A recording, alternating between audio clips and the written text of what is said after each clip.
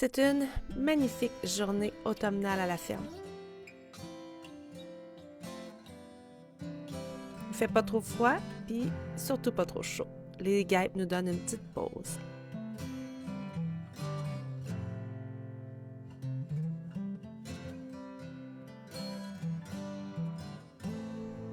Ça fait maintenant 3 ans qu'on presse les pommes des pommiers qu'on a plantés il y a maintenant presque 10 ans, à notre arrivée ici sur le homestead. C'est tellement un immense privilège de pouvoir faire ce type de projet. C'est un accomplissement total en soi. C'est vraiment un projet qu'on réalise de A à Z, si on veut. De planter l'arbre, l'arroser, l'entretenir, lui mettre des petits produits pour minimiser les insectes, chose qu'on n'a pas fait dans les 2 dernières années par contre, mais bon. Puis ensuite, espérer avoir de belles récoltes. Faire la récolte avec les filles, on va tellement en garder des beaux souvenirs de ces moments-là. C'est tellement satisfaisant, puis on se sent très reconnaissant de pouvoir vivre tout ça.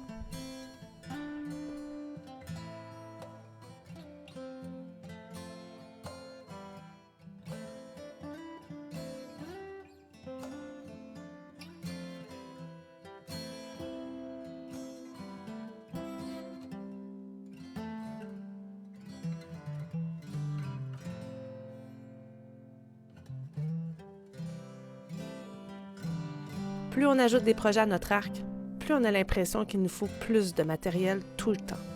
Des fois, je me dis que ça n'a aucun sens à un certain point.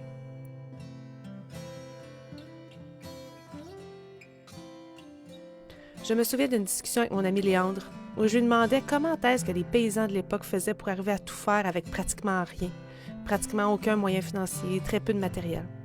Il m'avait répondu tout bonnement que les gens de l'époque ne faisaient justement pas tout.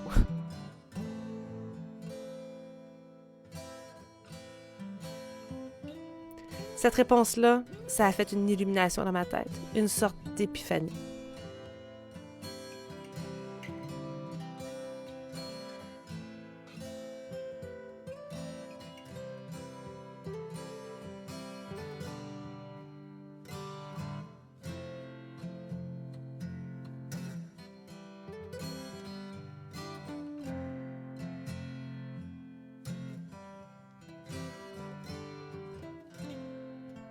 Alors aujourd'hui, on peut tellement se retrouver coincé facilement dans ce désir de tout faire soi-même, surtout pour nous, toute la gang de homesteaders, des gens qui sont intéressés par l'autosuffisance. C'est quand même quelque chose d'être capable de pouvoir faire plein d'affaires soi-même. Mais des fois, on se retrouve coincé un peu dans « je dois acheter ceci pour y arriver, je dois apprendre à faire ceci aussi ». On est à l'ère où est-ce qu'il y a, dans toute l'histoire de l'humanité, le plus de possibilités pour à peu près tout.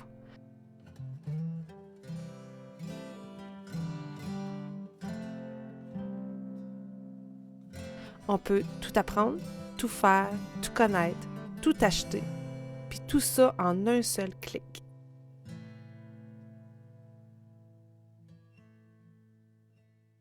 C'est un sujet qui me fait tellement réfléchir. Sommes-nous obligés de vraiment tout faire, tout consommer, tout savoir?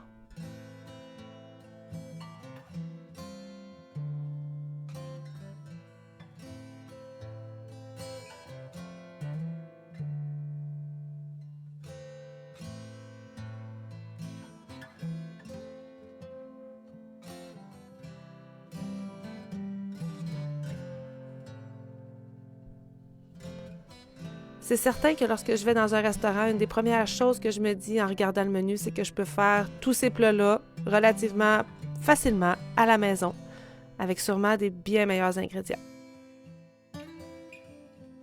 On s'entend qu'on va pas au restaurant juste pour ça. On y va pour l'expérience, pour se faire servir, pour pas avoir à faire la vaisselle, pour vivre un beau moment en tête-à-tête ou en famille. Quand j'achète une boîte de craquelin pour dépanner, je sais aussi pertinemment que ce que je peux faire à la maison moi-même serait probablement vraiment meilleur. Mais à quel point on peut réussir à tout faire, tout le temps, ça, je le sais plus.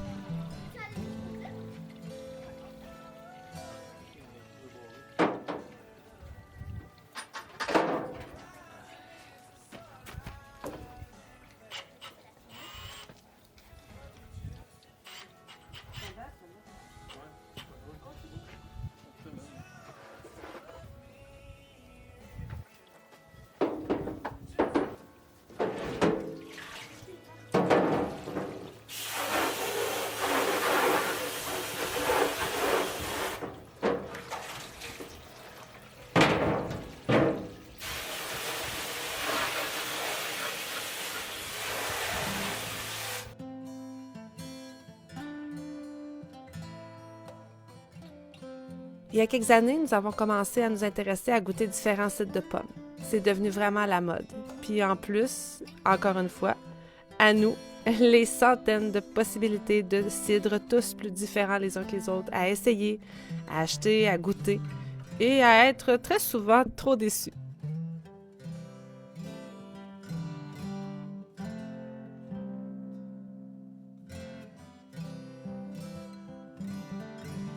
Alors encore là, pourquoi ne pas le faire nous-mêmes?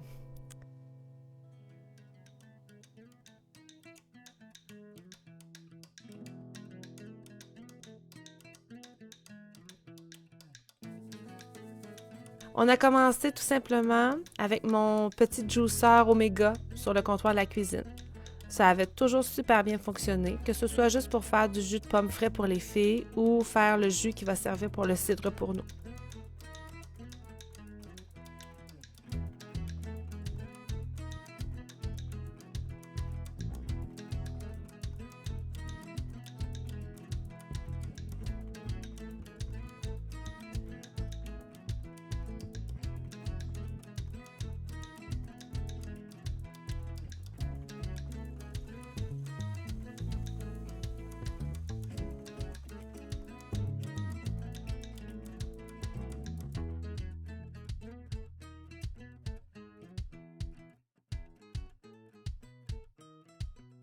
Avec les quantités de pommes qu'on essaie de faire et de traiter maintenant, ça a juste plus de sens. La tâche devient trop longue, le juicer de comptoir fournit plus.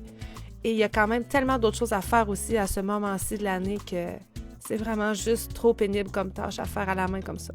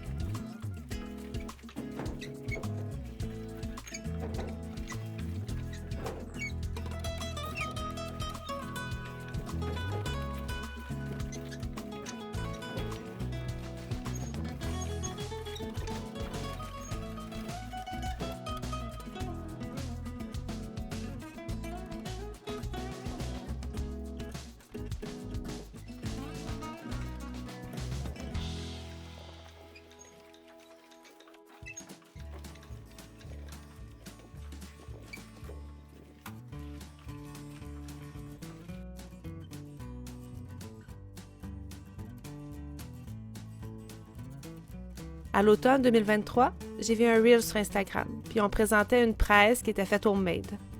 Dominique s'est aussitôt mis au travail pour en fabriquer une semblable.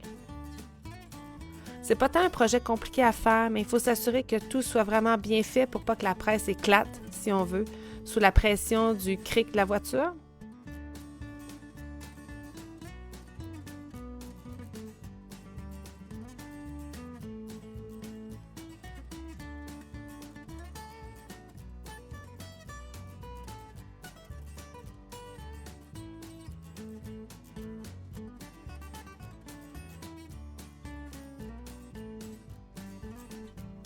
Le seul pépin qu'on a rencontré au fil de nos différents essais, c'est que la chaudière de plastique qu'on utilise, dans laquelle on met un filet pour mettre les pommes, finit par fondre sous la pression. Les différentes chaudières qu'on a essayées sont toujours faites de plastique beaucoup trop mince. On n'a pas été en mesure d'en trouver des plus robustes. Il faut croire que la qualité et la durabilité, ça se fait de plus en plus rare de nos jours. Un ami nous a offert cet été une petite presse à raisin en bois. On l'a essayé dans sa totalité, mais avec très peu de succès. Ça fonctionnait vraiment pas bien avec les pommes. Donc, on a fait un mélange des deux presses. Notre presse en bois homemade avec le cric de voiture, conjointement avec le drum circulaire en bois que notre ami nous a offert. Ça a vraiment super bien fonctionné.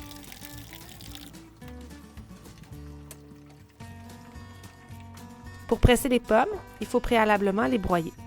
L'année passée, on a utilisé le robot culinaire dans la maison, puis ça avait quand même super bien marché. Cette année, on a, j'ai l'impression, doublé la quantité de pommes. On a décidé de faire l'acquisition d'un broyeur comme celui que vous pouvez voir sur les images.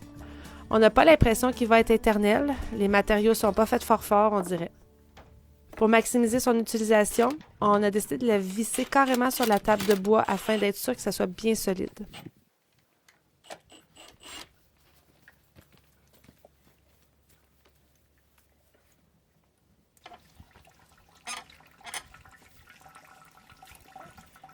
Pendant notre expérience, on a trouvé qu'on n'était pas trop de personnes en étant deux. Une personne qui tourne la manivelle, puis l'autre qui ajoute les pommes au fur et à mesure. Il ne faut pas mettre trop de pommes en même temps, sinon ça bloque carrément les engrenages. On a mis un bac en dessous du broyeur pour récupérer le tout, puis quand il est plein, on procède à remplir le filet qu'on a pris soin de mettre ensuite dans la presse en bois sur la plaque métallique.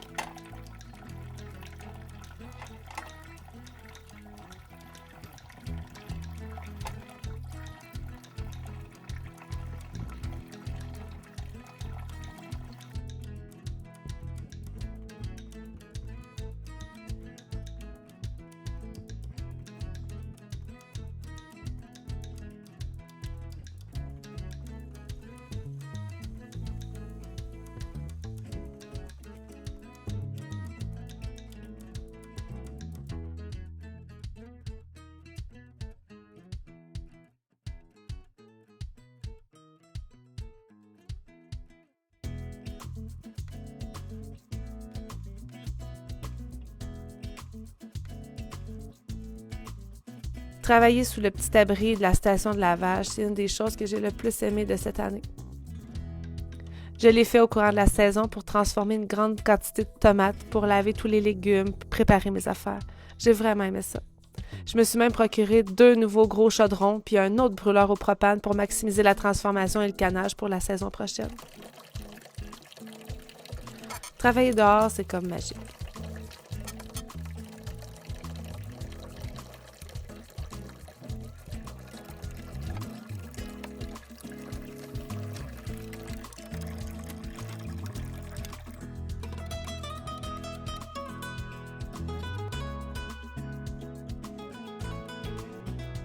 Étant plutôt fatigué en cette fin de saison, on n'a pas pris le temps de peser les pommes avant et après le processus, afin de connaître le pourcentage d'extraction du jus qu'on a eu. Ce sera que partie remise. Les pommes ont attendu quelques semaines dans la chambre froide, puis on a l'impression qu'elles n'ont peut-être pas rendu autant de jus qu'il aurait été possible de le faire si on aurait procédé avec des pommes ultra fraîches. Mais bon, on le saura peut-être l'année prochaine, qui sait.